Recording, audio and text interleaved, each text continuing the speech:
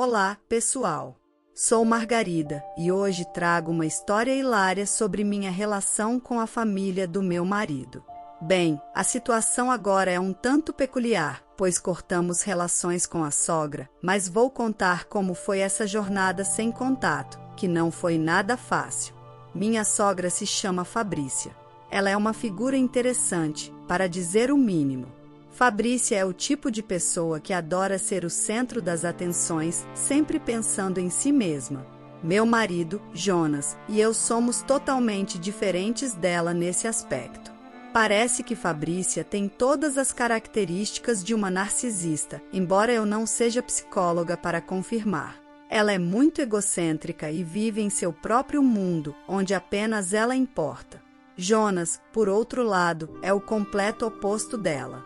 Ele cresceu mais próximo do pai, já que os pais dele se separaram quando ele era jovem. Fabrícia voltou para a vida dele após o falecimento do pai de Jonas, e pelas histórias que ouvi, parece que ela não é exatamente a madrasta dos sonhos. A relação de Jonas com a mãe é complicada. Ele sempre teve que lidar com as exigências dela, como se ele tivesse a obrigação de ser responsável por ela pelo resto da vida. Era como se ela achasse que tinha direito a tudo dele, inclusive ao salário dele. Quando começou a trabalhar, ela pegava seu dinheiro sem hesitar, e isso não parava por aí. Jonas continuava se sacrificando financeiramente por ela, mesmo quando já estava na universidade e longe do controle dela. Foi só depois de muito tempo que ele percebeu que essa não era uma dinâmica saudável, mas, mesmo assim, ele sempre se sentiu obrigado a ajudá-la financeiramente. Eu só consegui abordar esse assunto anos depois de começarmos a namorar, quando finalmente confrontei Jonas sobre o comportamento abusivo da mãe dele.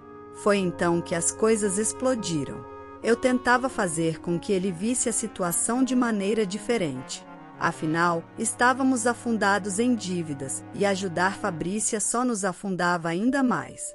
Mas Jonas estava preso nessa dinâmica, incapaz de romper o ciclo de apoio financeiro à mãe. As coisas se tornaram ainda mais complicadas quando nos noivamos. Fabrícia teve um surto ao pensar em Jonas se casando comigo, me chamando de interesseira e dizendo que eu só queria roubá-lo dela. Ela se certificava de afirmar que Jonas sempre estaria sob seu controle, não importando o que acontecesse. Mas eu estava decidida a não deixar que Fabrícia nos separasse. Apesar de todos os seus esforços para nos manter sob seu domínio, Jonas e eu nos formamos na universidade e começamos nossas carreiras. Ele se destacou como engenheiro de software, enquanto eu trabalhava em um estúdio de arte. O que Fabrícia não percebia era que ela mesma estava drenando as finanças de Jonas, exigindo cada vez mais, sem se importar que estávamos tentando construir nossas vidas. E quando nos noivamos, ela se tornou ainda mais insuportável, prevendo que isso só pioraria as coisas para ela. Mas Jonas finalmente começou a ver a situação com clareza, percebeu que não podia mais permitir que sua mãe controlasse suas finanças e sua vida. Decidiu que era hora de cortar os laços e começar uma nova vida ao meu lado. Foi um passo difícil, mas necessário para o nosso futuro juntos. Assim, começamos a traçar nosso próprio caminho, longe das garras controladoras de Fabrícia. Depois do casamento, nos mudamos para nossa nova casa. Fabrícia não ficou nada contente ao ver que estávamos construindo nossa vida juntos. Ela me ligou, acusando Jonas, mas ele não se deixou afetar por seus comentários. Fabrícia sempre teve o hábito de fazer comentários provocativos, mas aprendi a ignorá-la. No entanto, um incidente no trabalho mudou tudo. Recebi uma ligação da minha mãe, dizendo que minhas coisas estavam na casa dela, enviadas por alguém chamado Fabrícia. Fiquei chocada ao descobrir que Fabrícia havia esvaziado meu quarto e enviado minhas coisas para a casa da minha mãe.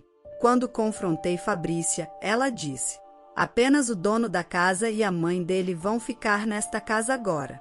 Fiquei perplexa com a atitude dela e decidi resolver a situação imediatamente. A partir desse momento, deixei claro que não toleraria mais suas intromissões em nossa vida. Ela me disse, com toda convicção, que eu deveria ir embora e que a casa estava no nome deles. Imagine só, eu, a esposa de Jonas, sendo expulsa da minha própria casa pela sogra. Confesso que fiquei furiosa com a audácia dela, mas, em vez de sair sem fazer nada, decidi agir. Resolvi começar protegendo nossa casa, trocando todas as fechaduras para evitar outra invasão. Depois, reuni meu marido e minha mãe para planejar uma surpresa para Fabrícia. No dia em que ela foi convidada para nossa surpresa, não foi surpresa para nós quando ela tentou abrir a porta com uma cópia da chave que havia feito sem nosso consentimento. Ao perceber que a chave não funcionava mais, ela tocou a campainha. "Olá, Fabrícia", disse eu, mantendo uma expressão séria. Ouvi um barulho, como se alguém estivesse tentando abrir a porta. Mas como só eu e meu marido temos a chave, imaginei que pudesse ser na casa do vizinho. "Você ouviu algo?", perguntei, lutando contra um sorriso. "Olá, Margarida. Acredito que uma mãe deveria ter a chave da casa do próprio filho", disse Fabrícia, cética de que a casa realmente pertencesse ao meu marido. "Entendo, Fabrícia", respondi, mantendo a calma, "mas essa é apenas a sua opinião. Por favor, vamos entrar." Quando entramos e ela viu minha mãe e meu marido, sua expressão ficou completamente confusa. Foi então que expliquei tranquilamente que a casa, na verdade, estava no meu nome. Ela não podia acreditar, mas era a pura verdade. A casa fazia parte da minha herança, algo que meu avô me deixou. Fabrícia, é claro, não aceitou muito bem essa revelação, mas Jonas veio em meu apoio, explicando que eu tinha os mesmos direitos sobre a casa que ele, afinal, eu era sua esposa e merecia ser tratada com respeito. Infelizmente, Fabrícia não estava disposta a se render tão facilmente. Ela começou a fazer ameaças e a tentar nos dividir. Como eu já havia explicado que sua mãe havia invadido nossa casa e até enviado minhas coisas para a casa da minha mãe, meu marido já estava furioso. Fabrícia, por sua vez, tentou justificar suas ações alegando que estava apenas ajudando. Então, Jonas se colocou do meu lado, afirmando que a casa era minha, adquirida após a morte do meu avô. Eu já havia contado isso, mas ela achava que eu estava mentindo. Fabrícia ficou chocada ao ouvir isso, mas ainda tentou argumentar que, como casados, meu marido também teria direito à casa.